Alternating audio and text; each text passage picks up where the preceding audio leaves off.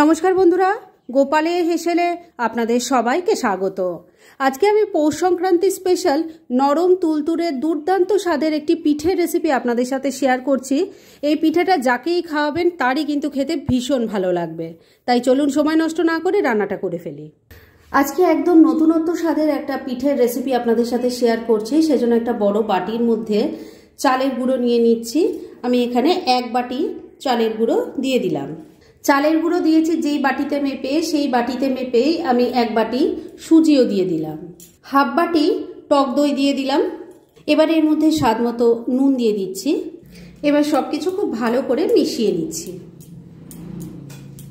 সবকিছু খুব ভালো করে মিশিয়ে নিয়েছি। এবার এর মধ্যে দিয়ে দিচ্ছি নলেন গুড়। এটাও ভালো করে মিশিয়ে নিচ্ছি। গুড়টাও ভালো করে মেশানো হয়ে গেছে। এবার এর মধ্যে উষ্ণ গরম দুধ দিয়ে দিচ্ছি। এটা মিশিয়ে নিয়ে একটা ব্যাটার তৈরি করব। এই ব্যাটারটা খুব পাতলাও হবে না, আবার খুব ঘনও হবে না, সেই বুঝে বুঝেই কিন্তু দুধের ব্যবহার করতে হবে। অল্প অল্প করে দুধ দিয়ে আমি ব্যাটারটা তৈরি করে নিয়েছি। আর ব্যাটারের কনসিস্টেন্সিটা দেখুন এই ধরনের হয়েছে। আর এই ব্যাটারটা তৈরি করতে আমার 4 বাটি মতো দুধ দিতে হয়েছে, তবে এই পরিমাণটা আপনাদের ক্ষেত্রে কম বা বেশিও হতে পারে। এবার এই ব্যাটারটাকে 10-12 মিনিটের জন্য একটু ঢাকা দিয়ে রেস্টে রেখে দিচ্ছি, কেননা সুজি আছে তো এটা একটু ফোলার সময় দিতে হবে। আর এই সময়ের মধ্যে চলুন এই পিঠেটার মধ্যে যে একটা স্টাফিং পড়বে সেটা বানিয়ে ফেলি। এবার পিঠের স্টাফিংটা তৈরি করার জন্য আমি প্লেটটার মধ্যে একটু খোয়া ক্ষীর গ্রেট করে নিয়েছি। এর মধ্যে দিয়ে দিচ্ছি একটু চপ করা কাজু কিশমিশ, দিয়ে দিচ্ছি একটু মিল্ক পাউডার, 2 চামচ চিনি দিয়ে দিলাম। সবকিছু খুব ভালো করে মিশিয়ে নিচ্ছি। সবকিছু ভালো করে মেশানো হয়ে গেছে। পিঠে তৈরির জন্য স্টাফিং এবার একদম রেডি।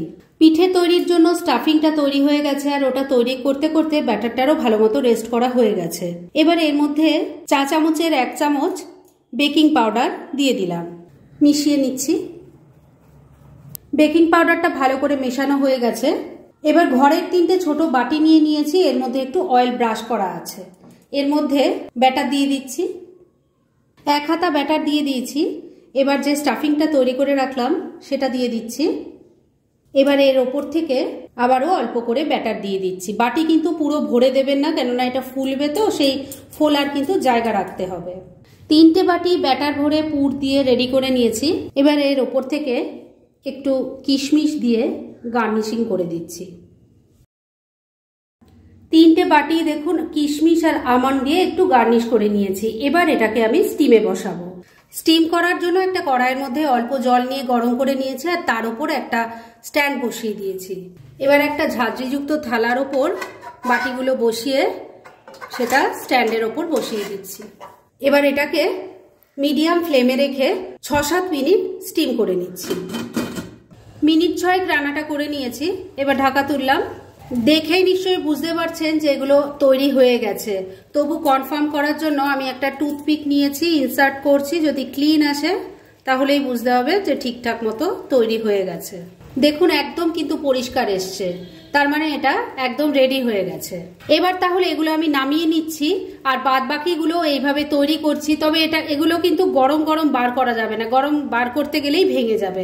তাই ঠান্ডা হলে এগুলো সবকটা ডিমোল্ড করে আপনাদের দেখাবো যে এটা কেমন হলো। আপাতত এগুলো নামিয়ে রাখছি, আর বাদ বাকিগুলো তৈরি করে নিচ্ছি। ফ্রেন্ডস, আমার আজকের এই দুর্দান্ত স্বাদের ভাপা পিঠের রেসিপি একদম রেডি হয়ে গেছে এবং আমি সার্ভ করে দিয়েছি। এভাবে যদি আগে না তৈরি করে থাকেন, সবার কাছে রিকোয়েস্ট করব এবার সংক্রান্তিতে এইরকম একটা পিঠে অবশ্যই বাড়িতে বানান, এবং কথা দিচ্ছি সববার কিন্তু খেয়ে ভীষণ ভালো লাগবে।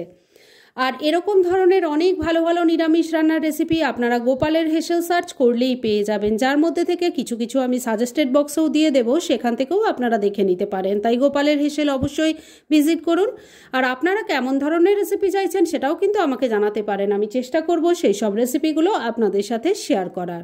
আর আমার আজকের এই রেসিপি যদি আপনাদের ভালো লাগে আর ইউজফুল বলে মনে হয়, তাহলে যারা এখনও আমার চ্যানেলটাকে সাবস্ক্রাইব করেননি তারা প্লিজ সাবস্ক্রাইব করুন। তাহলে আজকের মতো এখানেই শেষ করছি। পরদিন আবার এরকমই কোনো ভালো রেসিপি নিয়ে চলে আসব। আপনারা সবাই খুব ভালো থাকুন, সুস্থ থাকুন।